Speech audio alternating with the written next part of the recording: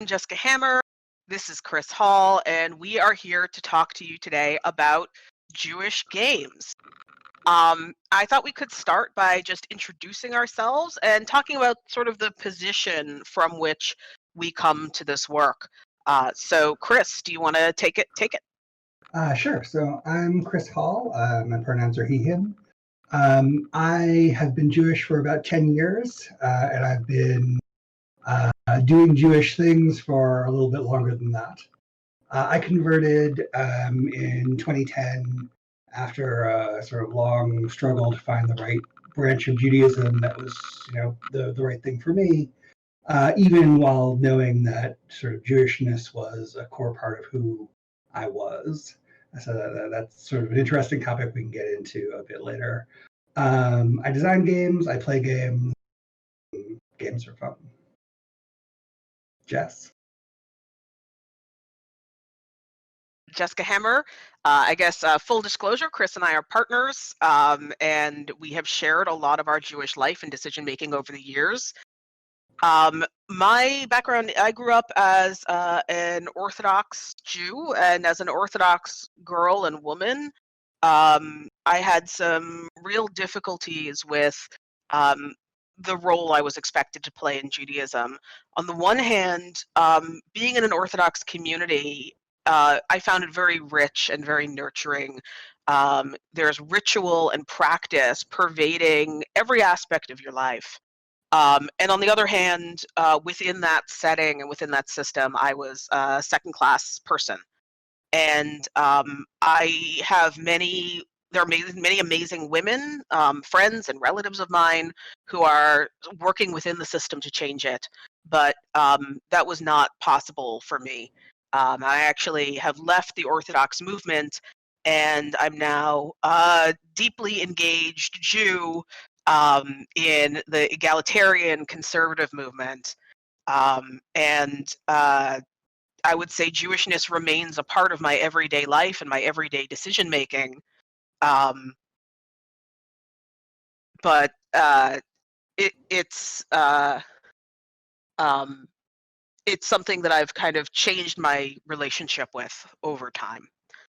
And for me as a game designer, so my day job is actually in games. I'm a professor at Carnegie Mellon University, and I make games as part of my research practice. So I've had the opportunity to make some games that explicitly address Jewish themes.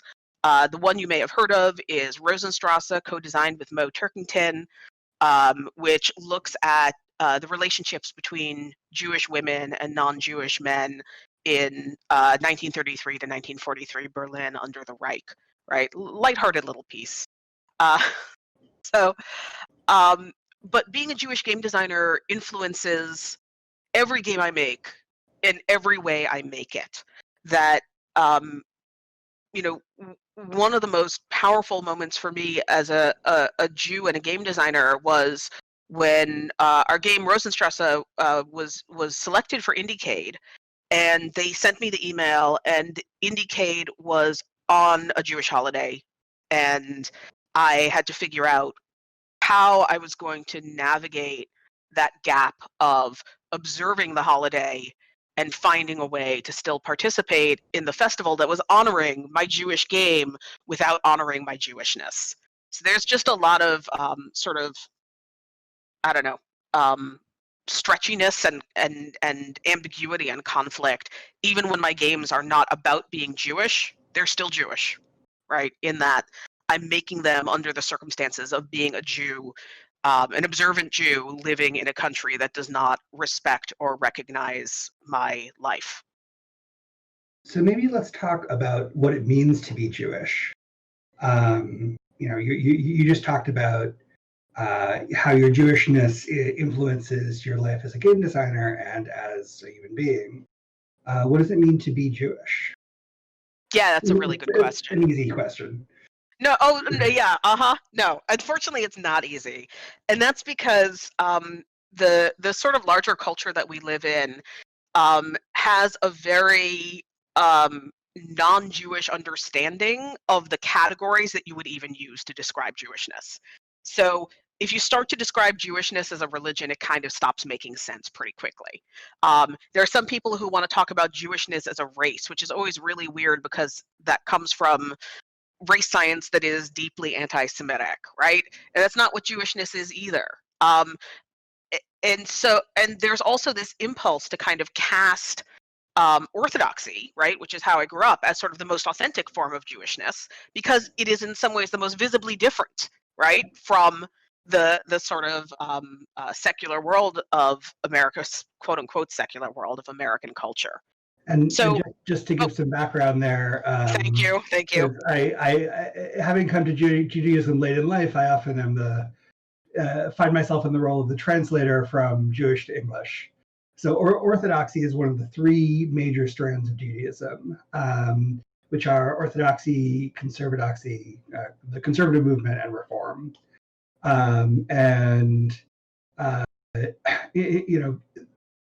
This is sort of from most right to most left. Like Reform is the quote unquote least observant, most liberal, but it doesn't really fit those categories either. Yeah, no, it's and we'll yeah, good. I'm making a note. We'll talk about this after you're done explaining. No, but so maybe to dive into that, I think it's important to recognize when talking about Jewishness that Jewishness is a very fuzzy category, right? That you have people who do not consider themselves in any of those three categories that I just outlined. There are sort of smaller branches of Judaism, the Reconstructionist movement, for instance.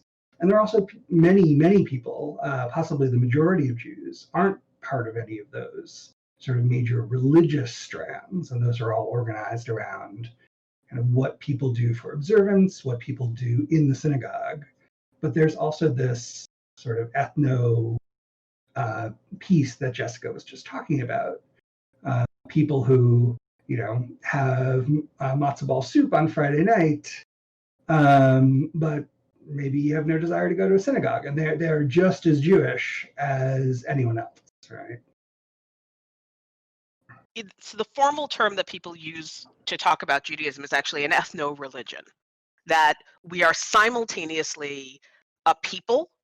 A tribe is actually probably the best English translation of what we are. And we are also a religious group. And that coming into one brings you into the other, right? They are things that happen together. So if you convert to Judaism, it's not like joining a religion in the sense that you may be familiar with. It's more like joining a family. And that is a big, diverse, brawling, messy family. One of the cultural constants of Judaism is arguing. We love to argue. We love to ask questions. We love to challenge authority. And Jews also, because of this, Jews come from very different cultural backgrounds as well. So this is one of the things that is challenging to talk about Judaism, which is that Chris and I are both what's called Ashkenazi Jews, myself by family tradition and Chris by marrying my family tradition. But this is the kind of culture of Eastern European Jews that you may be familiar with, with eating matzo ball soup and now I'm trying to think of other Ashkenazi things, and chopped liver and singing latkes, potato kugel. There's a lot of food involved. A lot of food. Jews love food. That is also common. But there are other major branches of Judaism that are, if you think about it, like they share customs, they share culture, whether or not they share. There are differences in practice. So you can have the same kinds of practice but have different cultural reference, or vice versa, within Judaism, and again be just as Jewish. So Sephardi Jews are Jews from Spain and North Africa. Mizrahi Jews are Jews from what is now the Arab world, and there are many other smaller Jewish traditions. There are Jewish traditions in India. There's Ethiopian Jewish traditions.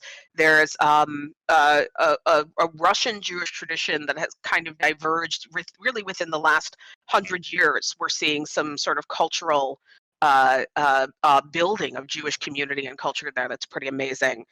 And so I think that the if you're going to take anything away from this portion of what we're talking about, it's that Judaism is, if you are not Jewish, Judaism is probably not a religion in the sense that you understand it. If you start thinking about it as a religion, that's okay. Just remember that you should also be thinking about it through this other lens of peoplehood. And that peoplehood is big and diverse.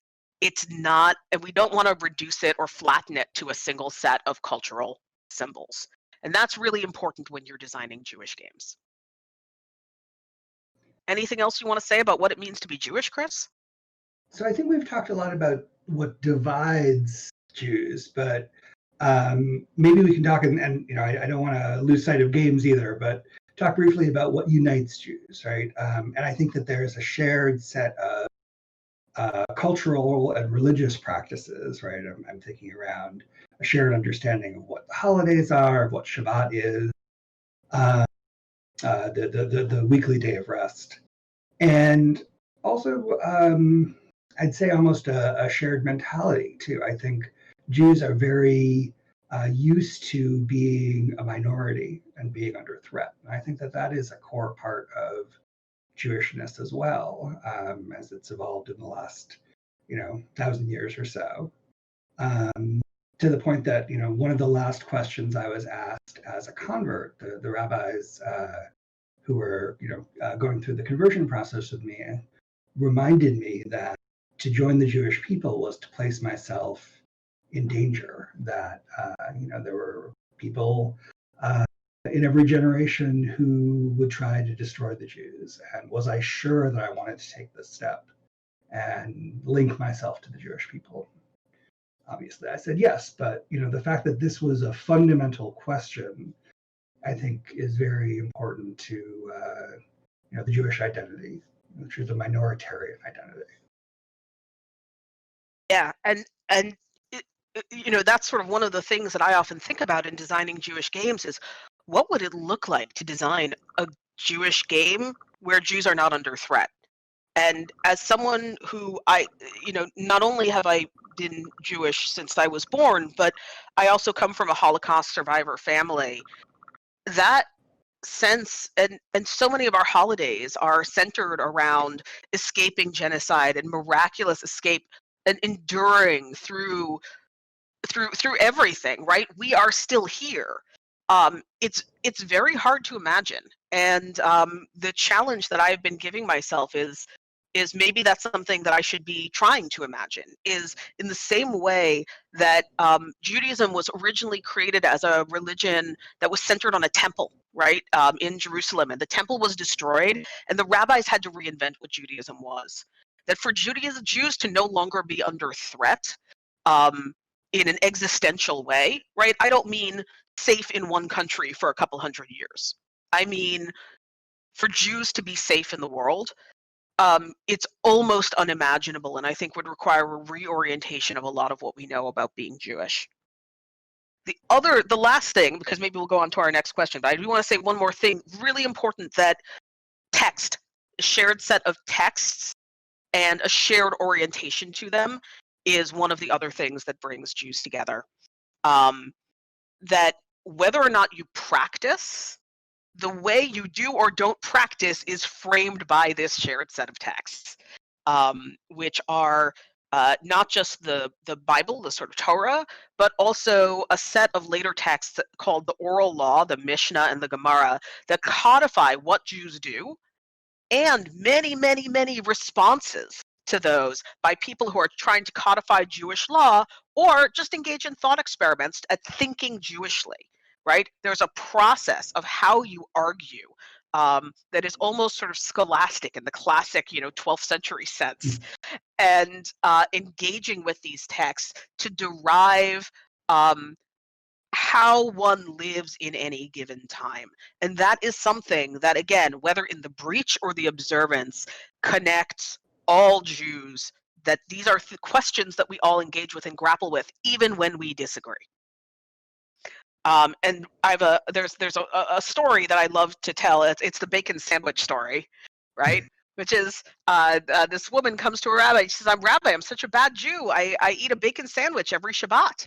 And the rabbi says, "Only on Shabbat?" She says, "Yeah, only on Shabbat. Every Shabbat." He says, "Oh, so what a wonderful way of remembering that it's Shabbat, right? What a wonderful way of remembering the Sabbath, right? That you're living within this framework of text and law. We call it halacha, the way that you walk.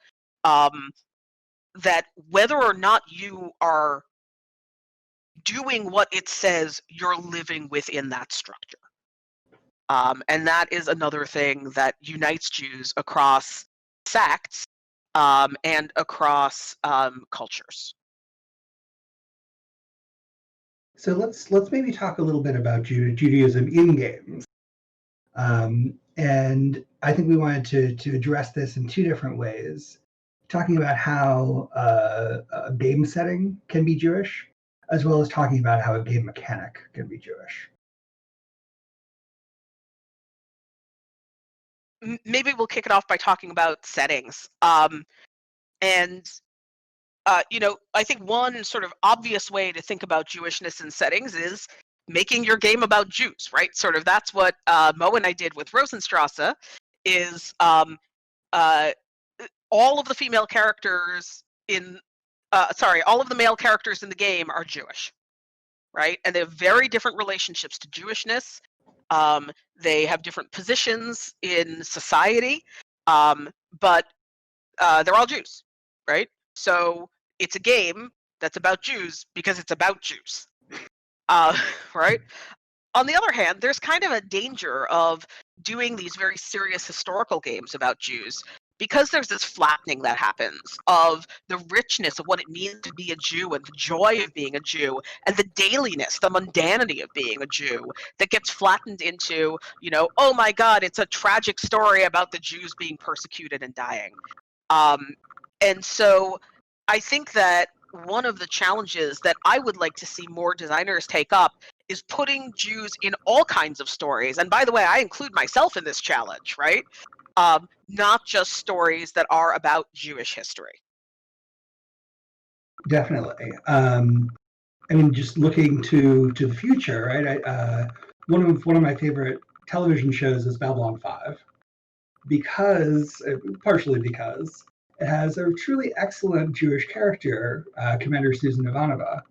And it's an excellent representation of being Jewish, because this is a character who has her own strengths and flaws, and also has this deep Jewishness to her. Her father dies, and a rabbi comes to help her sort of make peace with this difficult relationship with her father. And that sort of integration of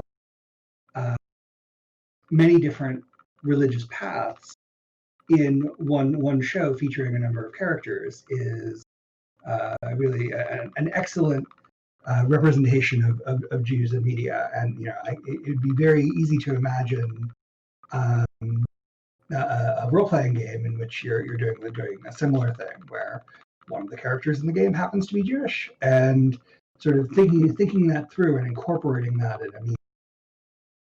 It doesn't have to be the center of the game. But often in science fiction settings, we assume that religion has gone away, right? This is Star Trek, right? Gene Roddenberry's vision was of a future with no religion. That doesn't seem very realistic to me. Religion has been going on for a long time. It may not be, it may not be the same as it is now, but to say that rationalism and religion are opposed is a very Christian view of religion, right? Judaism is rational religion, and it's very easy to imagine. We have many now, Jewish scientists and Jewish thinkers in a science fiction setting. I think it's more than just that. So first of all, and maybe this goes back to what is Jewishness.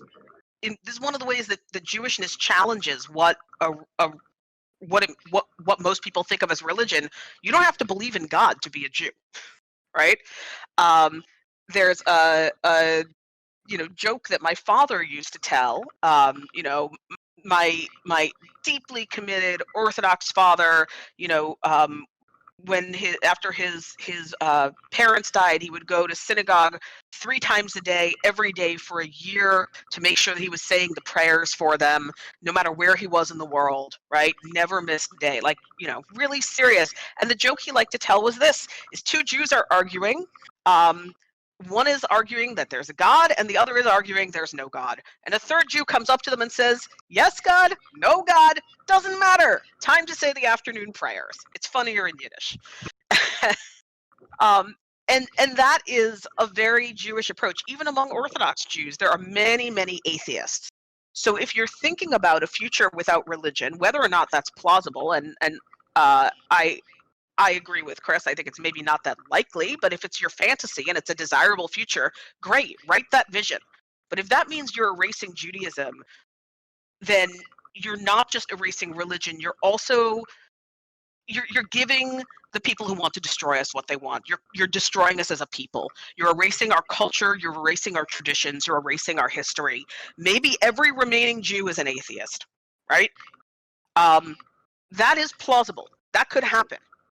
But if you're saying that there is no Jewishness left, then you're playing into a lot of hateful tropes about where Jews belong, which is, destroyed and in the past. And I would say you don't even need to have a Jewish character in your game. Just find where Jewishness fits into your setting, right? Maybe that's an NPC. Maybe that's they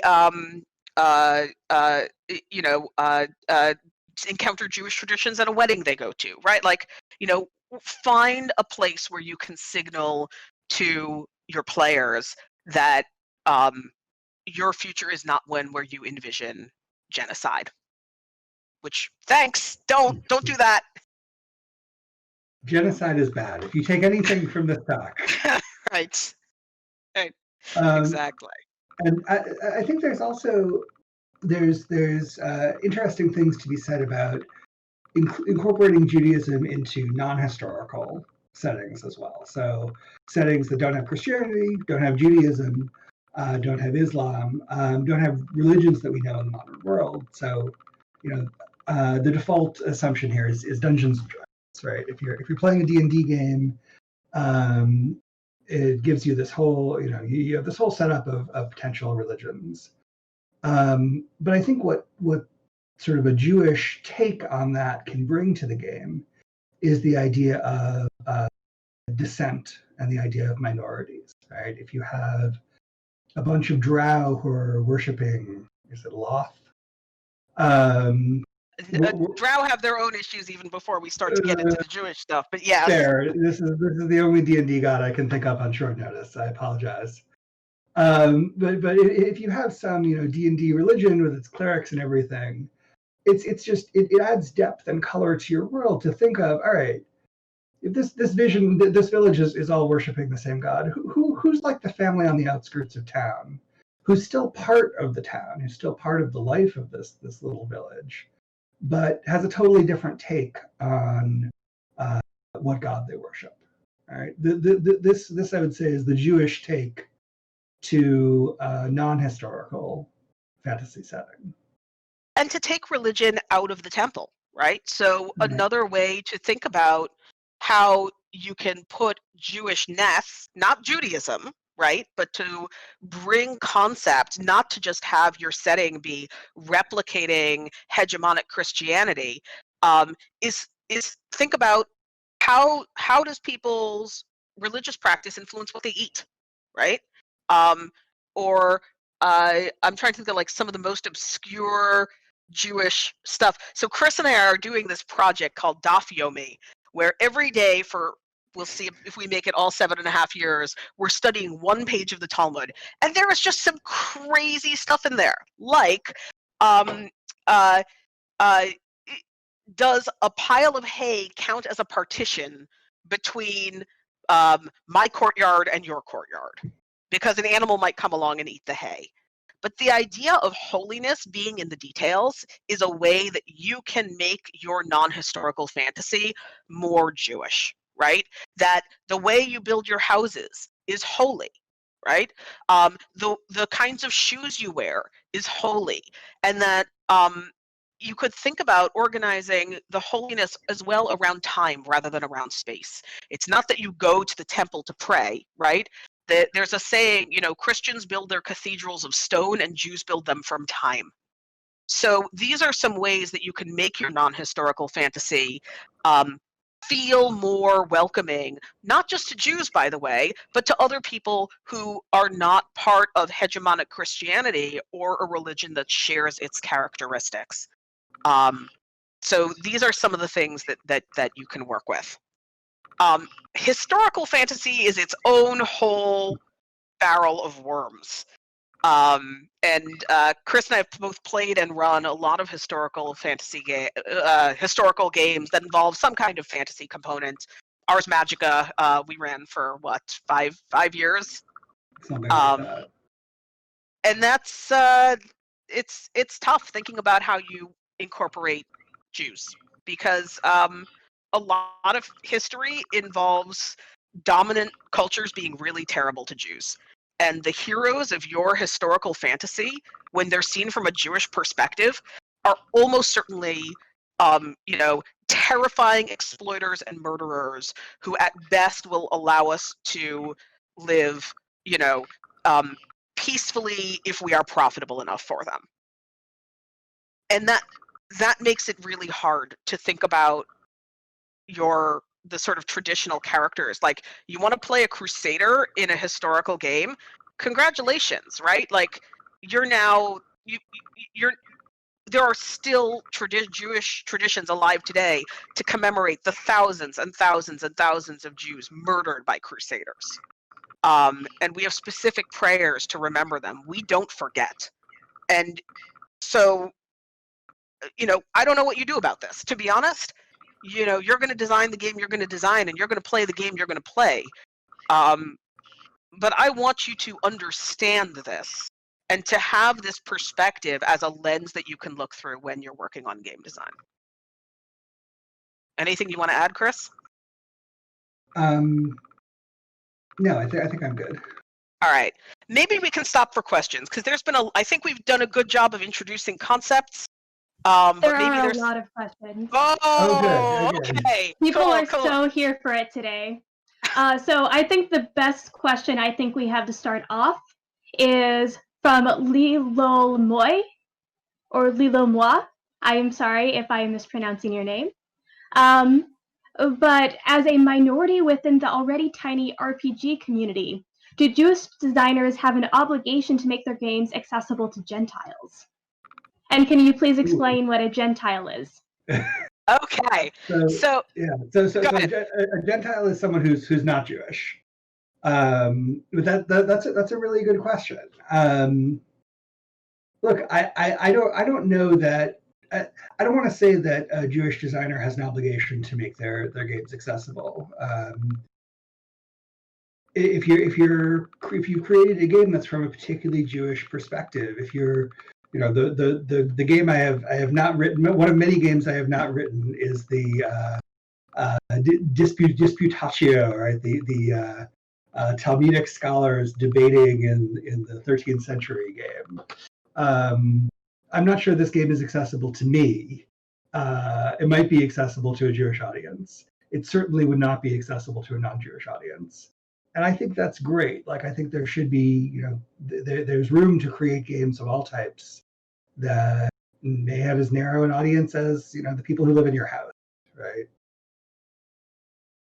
Yeah, I agree. I think the obligation of Jewish designers is to be true to the game that they want to make. But I actually think that we should not set the bar too low for what we expect from our non-Jewish players and peers. If you need to do some research to play my game, awesome, right? Like, that's fine, right? We expect people to read 50-page, 500-page rule books for some kinds of games. So you can go and read a couple chapters about Judaism, or you can go and look stuff up on Wikipedia. I don't have a problem designing games that have that kind of barrier to entry. But I think there's also, we are a tiny minority of a relatively small community, but actually there's an enormous, because Judaism is so focused on ritual and practice, there are actually a lot of spaces where you can bring role-playing into Jewish spaces and play with people who are not role players.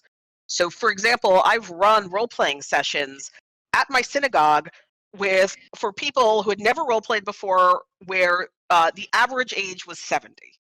And there are tools in Jewish life that you can use to make this stuff really, really easy and approachable. I know someone who she calls it bibliodrama, not role playing, but on the holiday of Shavuot, which is our holiday of books and cheese, basically. It's a holiday where we celebrate scholarship and learning, and also our love for dairy foods, despite the fact that many, many Jews are lactose intolerant. Doesn't matter, cheesecake. So she runs basically a role-playing session every year at our community celebration. And so I think that as Jewish game designers, we don't just have to be speaking to the role-playing community. I actually think that we can speak to, oh, hello, Kat. I think that we can speak to Jews who are not role players and role players who are not Jews. And I think that one of the things that games can do is it can make Judaism accessible and interpretable to people who are neither role players nor Jewish. Because Judaism there's this phrase, na'aseh v'nishma. It means I will do and I will hear. And this is what the Jewish people say at Mount Sinai when they're accepting the Torah, right? This is like a fundamental part of the Jewish story. I will do and I will hear. That to be Jewish, you have to do Jewish. That understanding comes from practice. And so the idea of making role-playing games, they don't have to be low-barrier games, but role-playing games that can actually help people see the world for a short period of time through a Jewish lens, to me is really powerful.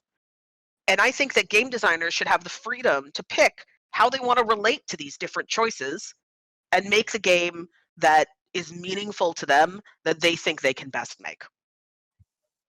So that actually ties into my personal question. We've talked a lot about games that are distinctly about Jews, but could you flesh out a little bit about how can you make a game Jewish when Jews are not the focus?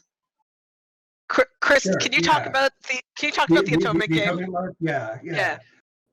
This sort of bleeds into we were going to talk a little bit about Jewishness and mechanics rather than setting. So Jess and I wrote a LARP for Nobilis, which, if you're not familiar with, is a wonderful role-playing game, a little related in the same space as the Sandman comic book. Anyway, scale urban fantasy. Thank you. Sort of mythic, very mythic. Very mythic. So the Atonement game was an exercise in helping our mostly non-Jewish players understand the philosophy and the rules, really, behind atonement in Jewish tradition. So on Yom Kippur, one of the major Jewish holidays, we are forgiven for our sins, but there's a whole process behind that. It's not just a process of fasting, which is the ritual of Yom Kippur, or going to synagogue. It's a process of reaching out to the people you've harmed and asking for their forgiveness, hopefully of getting it, but there's no obligation to forgive, only an obligation to ask for forgiveness. And in many ways, it's atonement and forgiveness being granted by another person rather than by a supernatural entity. And can I pause you for 1 second, talk about a little more about atonement versus forgiveness? Because there's a really important distinction there. That we live in a society that sees forgiveness as something that sort of a victim extends to an offender out of charity, and like it shows that you're a good person if you forgive. Like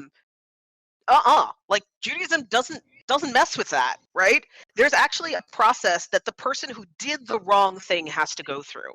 And you're not even allowed to ask for forgiveness until you've done a number of things. The first is recognition. You have to admit in public, in front of someone else, what you did wrong. And you must be specific and concrete. You can't say I'm a bad person, right? It has to be, I wronged so-and-so when I did such and such, and I recognize that it was the wrong thing, right? Then you have to make restitution. Now, there are some things that you do wrong that you can never make restitution for.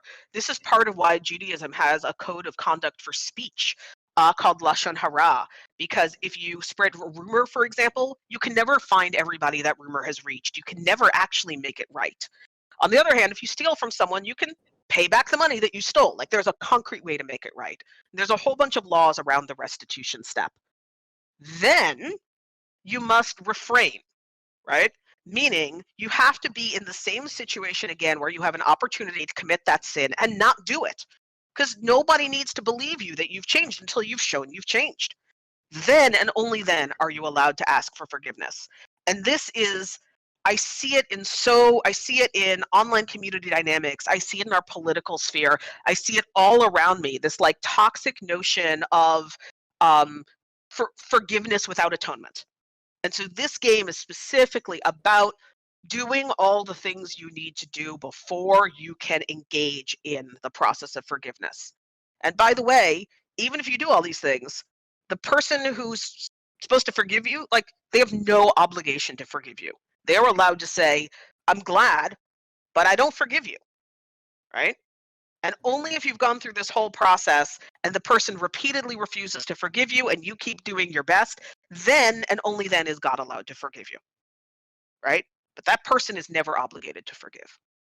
So with all that in mind, I'm going to turn back to Chris. Yeah. So in this game, we took that 4-step process that Jess just laid out and incorporated that into the game mechanics. So that the game mechanics sort of made that the truth of this universe. This is what it means to atone. And then we had a number of different characters who, a few of whom were Jewish, but most of which were not. Most of whom were human and some of which weren't, right? We had dragons trying to atone for burning down villages. And seeded the game with, sins, things that the characters had done wrong through a workshopping process, so that the players felt a certain amount of ownership of like, oh yes, like it's not just that my character sheet says I burned down that village. I decided during the workshopping process that I burned out that village. So the players felt a sense of ownership over these things that they'd done wrong. And then over the course of the 3 or 4 hour LARP, the characters or the players brought their characters through this multi-step process of atonement, of making right what they had done wrong. And obviously some of them were successful and some of them weren't, because the nature of atonement is that it's not preordained that you're going to succeed, right? It's almost meaningless if you know you're going to succeed. So that's a way that we were able to bring a Jewish concept into a game without the game being about Jews. And the game, what we did, again, happened to have a couple of Jewish characters, but we could have easily written the game without any Jews in it, and it still would have been a profoundly Jewish experience. Okay, so moving on to the next question. From Lady Lakira, what's the culture of critique among Jewish creators and Jewish games? And is there any critique using a Jewish lens in regards to a non-Jewish game? That's an interesting and difficult question. I don't really think I'm qualified to talk about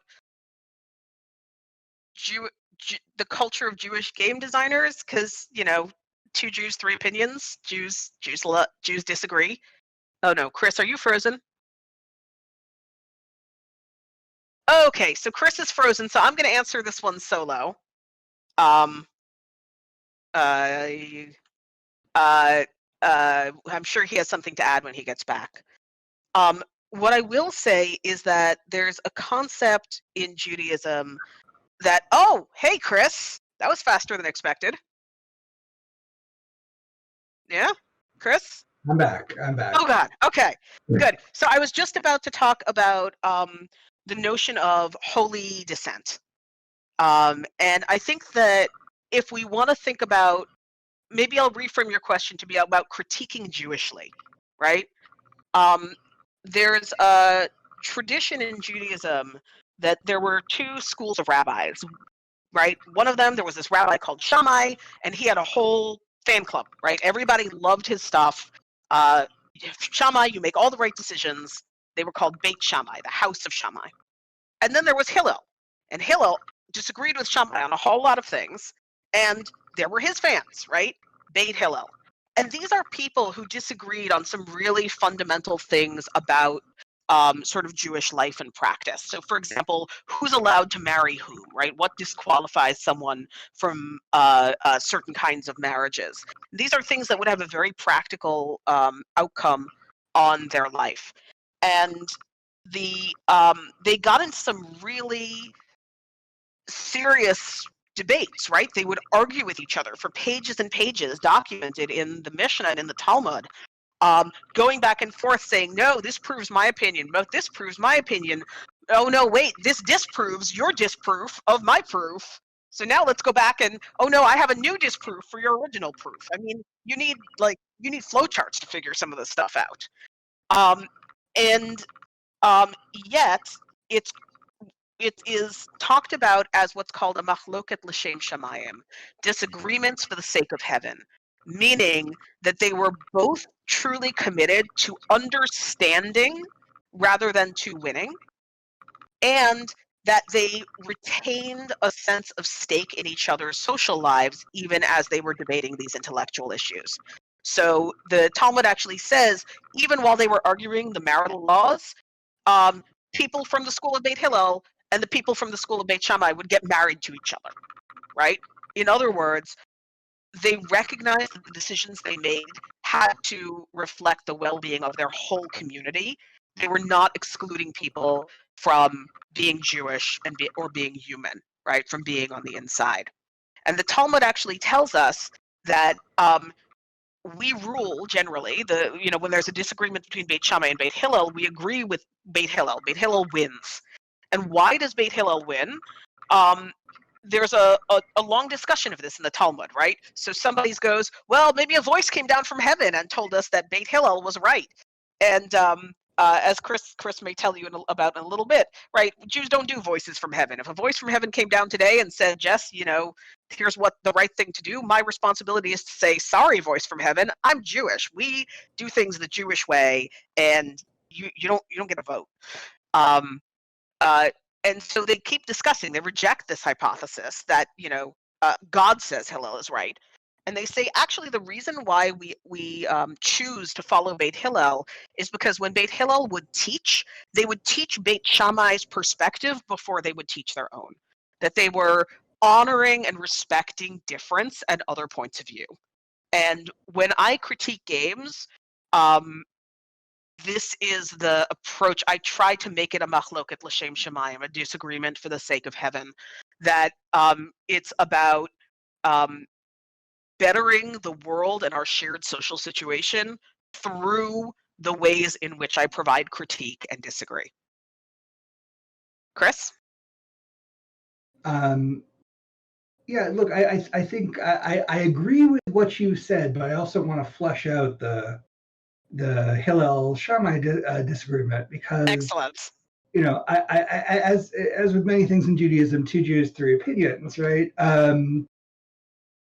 The Talmud also, in addition to telling us this is a holy disagreement, they also tell us about the time that Beit Hillel and Beit Shammai got together and knives came out, right? Like, I don't want to characterize this as a purely academic disagreement, right? This is a passionate disagreement. And in that case, a violent disagreement. And I think the strength of that disagreement is then being able to still come back, right, and still marry into each other's families and still be part of one community, even with these strong disagreements.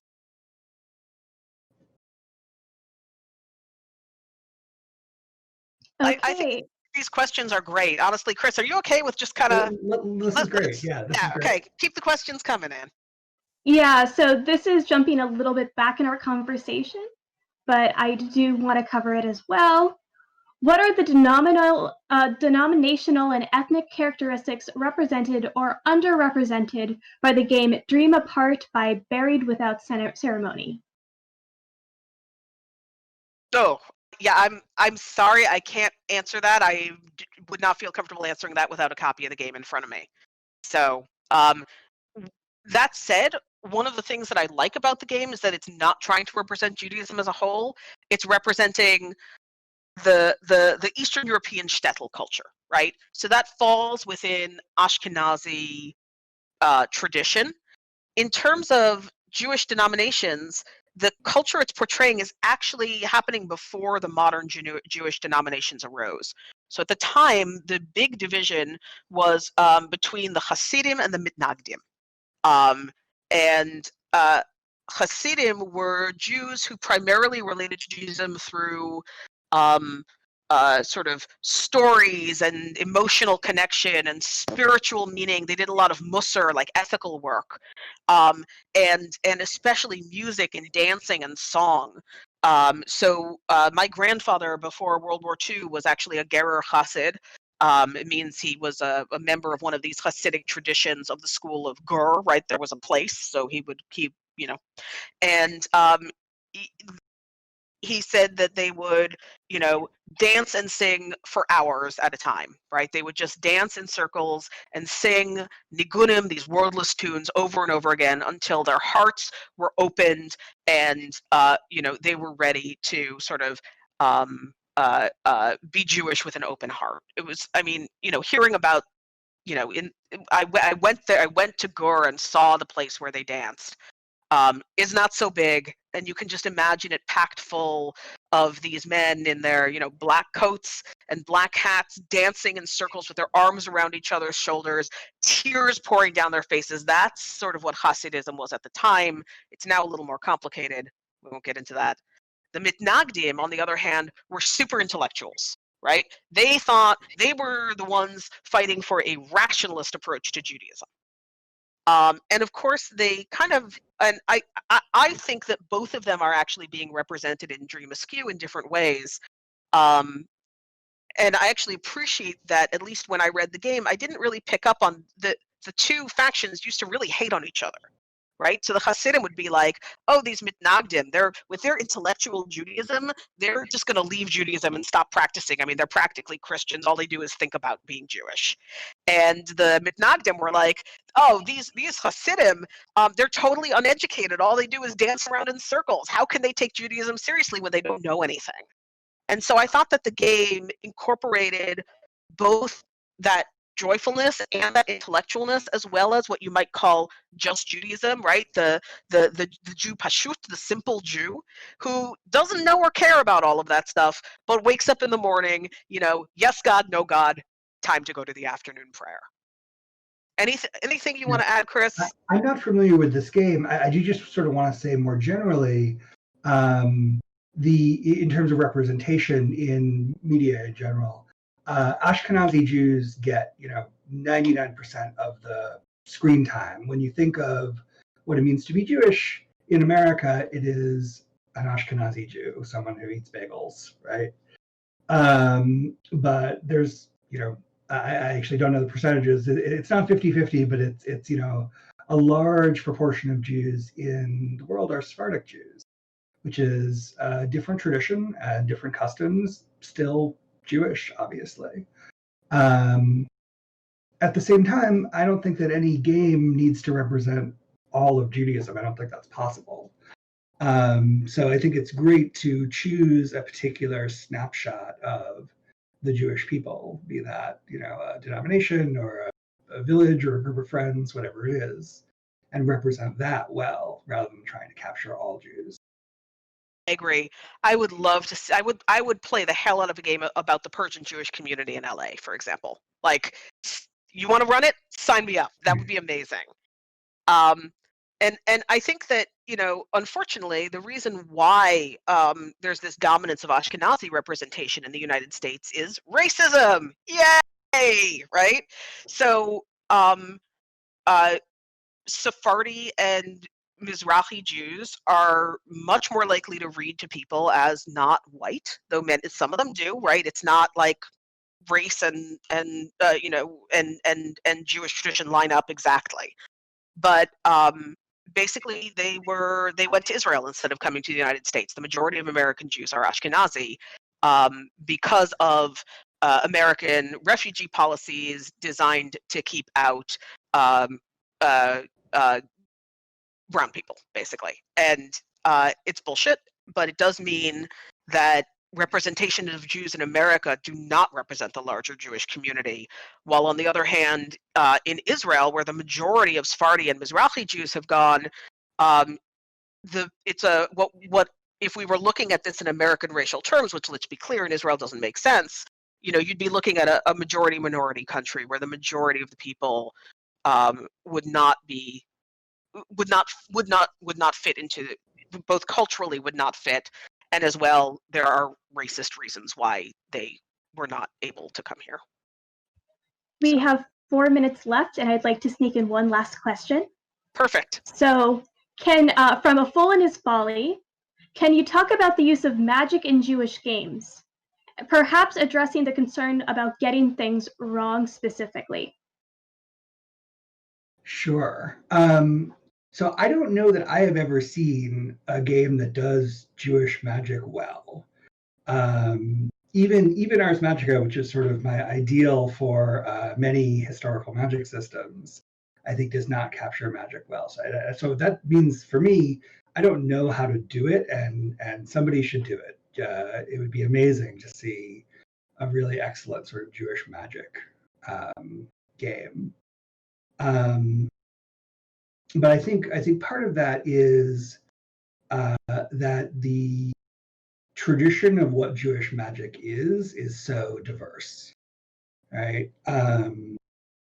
The sort of classic Jewish magic trick is making a golem, right? But that, and a golem is a particular legend that's tied to Eastern Europe, to Prague, and that's only sort of one part of the Jewish magical tradition, which, especially in the Sephardic world, it would include like the Hamsa, which is a little like hand-shaped medallion that wards off the evil eye. The evil eye is like a very sort of thing people are worried about in Sephardic Jewish tradition. But yeah, it's a Jewish tradition too, right? But there's different customs. Like changing your name is powerful Jewish magic, right? And that is something that's present both. Actually, I think across Ashkenazi, Sephardi, and Mizrahi culture, right? Definitely. So yeah, yeah. I guess I would amplify what Chris has to say, which is that Judaism is much. Try not to reach for the obvious, and if you're going to reach for it, don't do it in obvious ways, if that makes any sense. So one of the best things that you can do is, if you want to put Jewish magic into your game, buy a book of Jewish folk tales or Jewish legends. So for example, there's a wonderful story of Rabbi Shimon ben Shetach walking between the raindrops to fool a group of demons, right? Or search for demons in the Talmud, right? Like, the placenta of a cat, if you burn it and you scatter it and then you rub the ashes from a rooster in your eyes, you'll be able to see the demons that surround you at all times, right? Like wild stuff that, is not meant to be taken literally, but use that juiciness and use that richness as opposed to just flattening it into golem, golem, golem. Right? That's honestly, it's not so much getting it wrong, it's just being boring. There are incredible 6th century demon bowls from the Jewish community in what is now Iraq, where they would write these long Jewish texts in a spiral around and then end with God's name at the bottom of the bowl so that the demon would be trapped at the bottom of the bowl. There's an amulet making tradition. You can read about the Baal Shem Tov, for example, who is a Hasidic tradition. So I would say that, and the reason I suggest you turn to stories is because stories will help you situate Jewish magic in a Jewish context. The thing that you don't want to do is pull it out and make it generic or universal, right? So a golem, for example, is about protecting a persecuted minority of Jews from an immediate threat when all legal approaches have failed, right? And it represents the reason why the story of the golem is about the golem going out of control is because it represents the rage of those who the rage of moral injury, the rage that you are seen as expendable, as murderable, as exploitable, as exilable, whatever is convenient for you, that you can get justice no other way. Don't take that context out, and that is why I would say read the stories, and when you're making your magic system, keep some of the feeling of the story in the system. Yeah, just to almost emphasize what Jess is saying, I think in order to design a really effective Jewish magic system, you need a really effective world in which it can operate, right? That Jewish magic is addressing uniquely Jewish problems in the world, whether that's Christians oppressing us or there are demons hanging out in ruins. If you don't have a world in which there are demons hanging out in ruins, then Jewish magic doesn't make sense. And With maybe that, I was about to say that. unfortunately, we are out of time. Yep. So where can we follow you online and perhaps give you money?